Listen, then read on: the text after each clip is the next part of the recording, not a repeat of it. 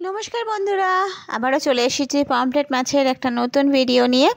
এটা হলো pomfret fry.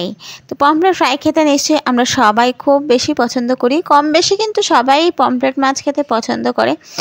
যাদের সামুদ্রিক মাছ খাওয়া বারণ আছে তারা হয়তো পছন্দ না করতে পারে, তাদের বিষয়টা আলাদা। বাট আমরা পমফ্রেট মাছ খেতে সবাই পছন্দ করি, কারণ এই মাছে কাঁটা থাকে না আর খেতেও খুব সুস্বাদু, তাই না বন্ধুরা? তো দেখো, পমফ্রেট ফ্রাই করার জন্য নিয়ে নিয়েছি ছোটো সাইজ, খুব ছোটো না, মানে মিডিয়াম সাইজের একটা পমফ্রেট, খুব বড় না। এটা কিন্তু বড় পমফ্রেটের ফ্রাই খেতে আরও সুন্দর। আমার কাছে যে মাছটা ছিল আমি সেটাই নিয়ে নিয়েছি। দেখো, 3টে মাছের আমি 2 পিঠ একটু চিড়ে নিলাম, যাতে মশলাটা ভেতরে খুব ভালোভাবে ঢুকে যায়। আর এই পমফ্রেট মাছের ক্ষেত্রে একটা কথা বলি, যে এই পমফ্রেট ফ্রাই করতে গেলে অন্তত 2 থেকে 3 ঘন্টা আগে মাছটা কিন্তু খুব ভালোভাবে তোমাদের ম্যারিনেট করে রাখতে হবে, না হলে পরে মশলাটা কিন্তু ভেতরে ঢুকবে না আর খেতেও ভালো লাগবে না। তো পমফ্রেট মাছের ফ্রাই করাটা এমন কিছু দুঃসহ ব্যাপার নয়, কঠিন কাজ নয়। আদা রসুন বাটা দেবে, নুন হলুদ আমি আগে দিয়ে রেখেছিলাম, তোমরা আগে নাও দিতে পারো, তোমরা নুন হলুদ একসঙ্গে দিতে পারো।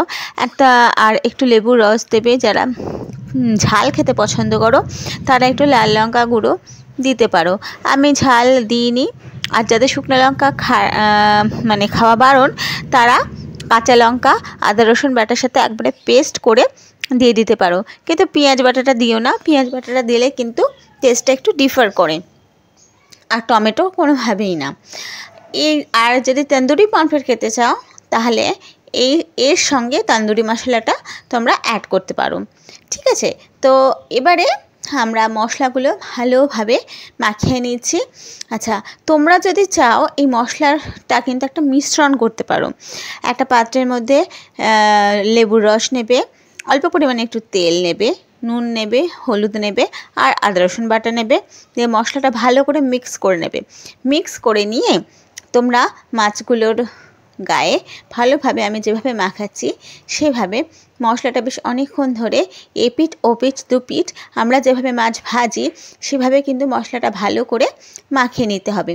এবার রেখে দাও 2 থেকে 3 ঘন্টা। খুব যদি তাড়াহুড়ো থাকে তাহলে 1 ঘন্টা কি 15 মিনিট রেখে দিতে পারো। কিন্তু ওই যে বললাম, যত ম্যারিনেট করবে তত তোমাদের জিনিসটা সুস্বাদু হবে বেশি, মশলাটা ভেতরে ঢুকবে। এবারে নিয়ে নিয়েছি একটা বেসনের ব্যাটার।